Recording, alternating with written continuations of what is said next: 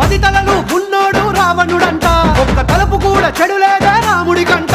రామ రావణుల పెట్టి రామాయణ మాట గట్టి మంచి చెడుల మధ్య మనని పెట్టారంట.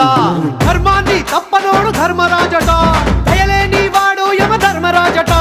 వీడి బాట నడవకుంటే వాడి వేటు తప్పదంటూ ఈ బతుకును నాటకంగా ఆడిస్తున్నారంట. రంగా రంగా రంగస్థలాన ఆడడానికంటే ముందు సాధనంటూ చెయ్యలేని ఆట బొమ్మలవు అంట. మనమంతా తోలు బొమ్మలవు అంట.